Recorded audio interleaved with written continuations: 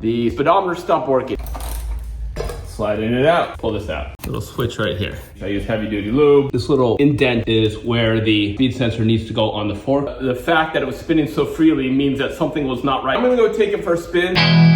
Welcome to MCC Just Motos.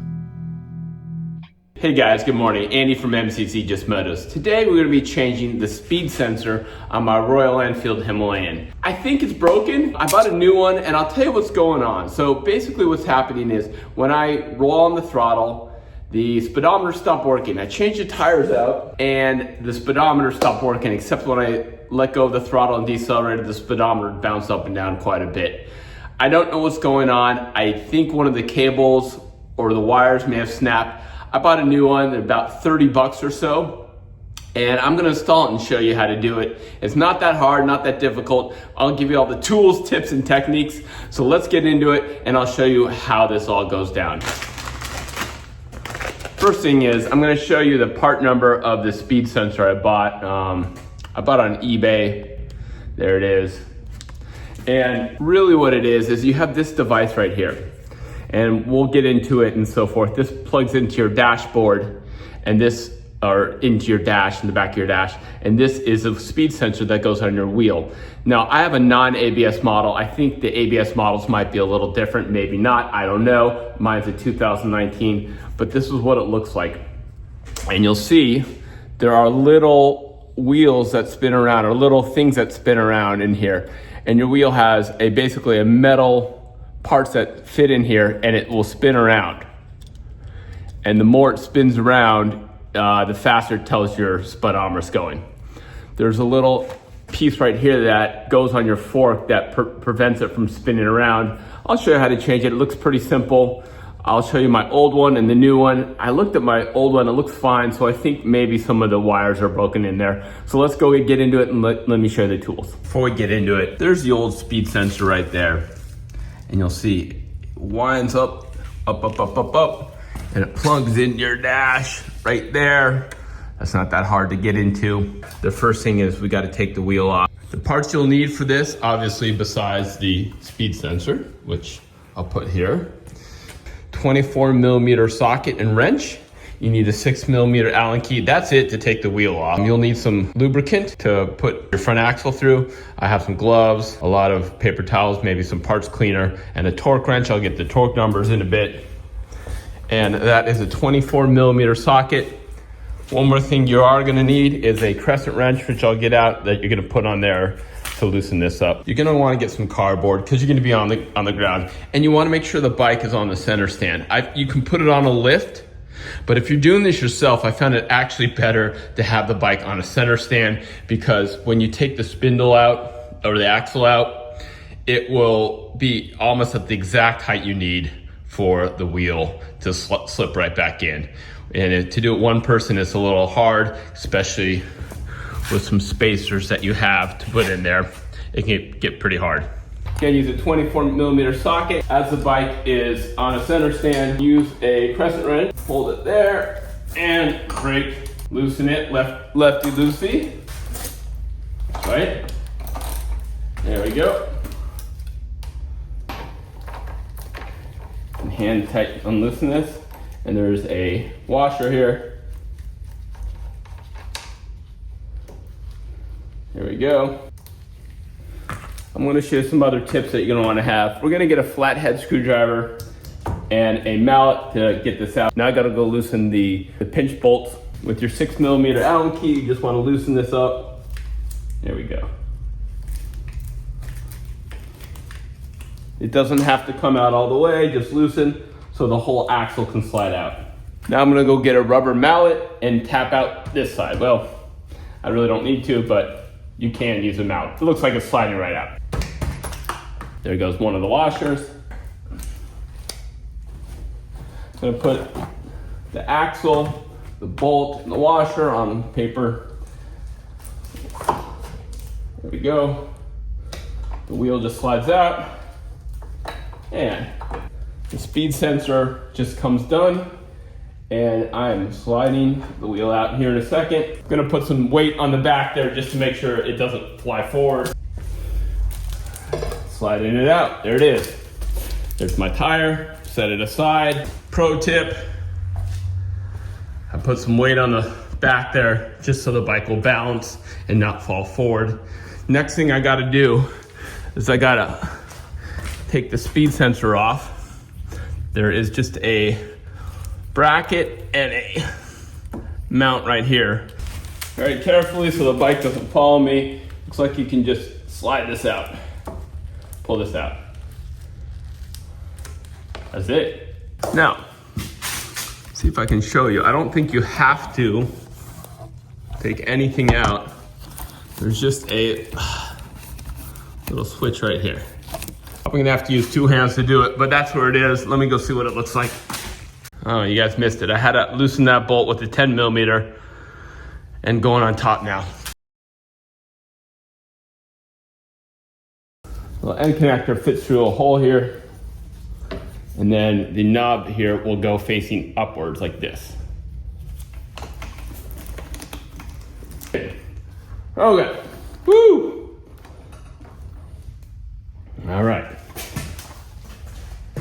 Speed sensor connected. Now, what I'm gonna do is now I'm gonna look on the inside of this. It looks fine, but I'm just gonna see.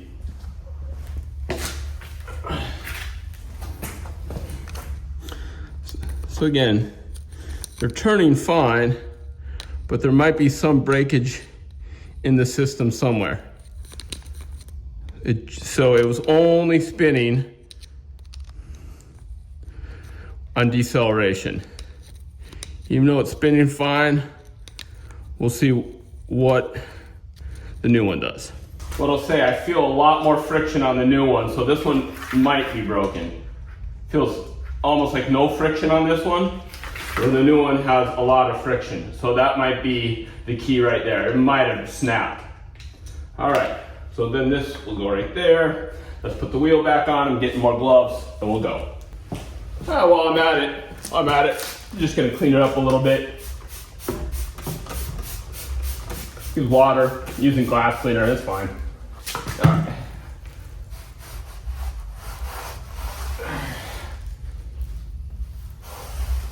Beautiful. All right. Another pro tip is I'm gonna spread the brake pads a little bit with that flathead screwdriver. You can put a 6mm block in there, but it's okay. I found it just fine to use a flathead screwdriver. Get a real wide one so you don't damage any of the brakes. All right, so what I'm gonna do again, you don't need to take the whole brake pad off. This will get the rotor in there just fine. There we go. All right, that rotor should fit in nice and well. Let's get that wheel in. We wanna get the wheel in straight and that rotor in. That's the first thing. Gonna clean off the axle here. Clean off the spacer inside the wells here. And the hardest part of this whole thing is getting the spacer and the speed sensor on together. Try and pre-position everything as best you can. Lined up, fits in there nice. Get the axle in. Gonna lube the interior of those right there. Lube the axle a little bit as well. Some people use anti-seize. I use heavy duty lube.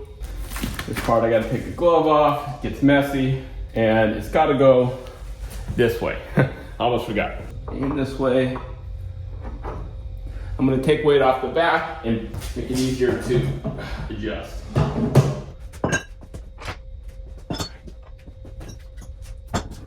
we go. See, the spacer fell out. That's okay, I'll put it back in.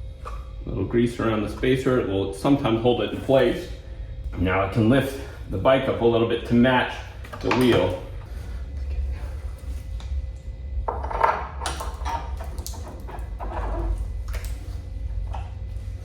Okay, feels like we're almost there. There we go, perfect. All right.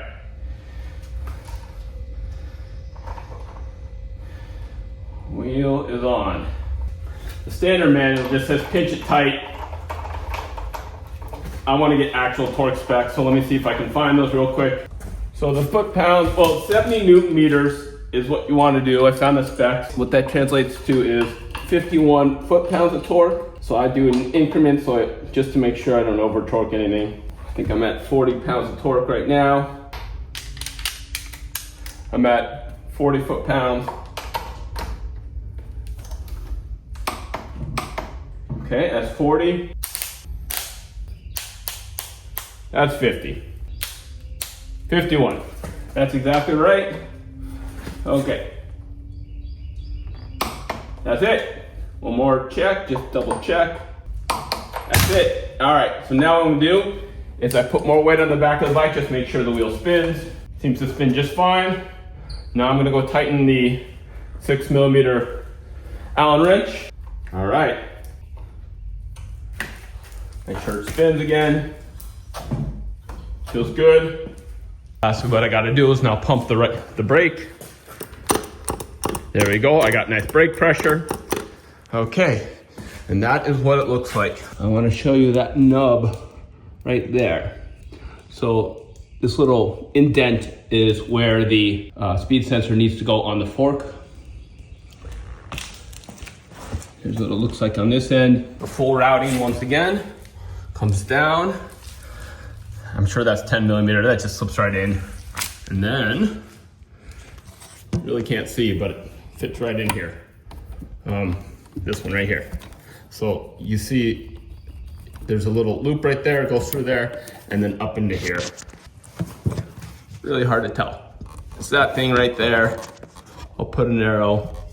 All right, guys, that's gonna do it. I'm gonna go take it for a spin. I'll let you know if that's successful, but I really think that the fact that it was spinning so freely means that something was not right on the old one. I'll let you know, and I'll post that after my like and subscribe. But again, I do all things motorcycle. Please like and subscribe. If you like this, if you'd like to know all tips and techniques for Himalayan, I got some more coming up. Max is pretty cool. You can check out my Patreon channel right here. Take a look after the like and subscribe. We'll see if I say successful.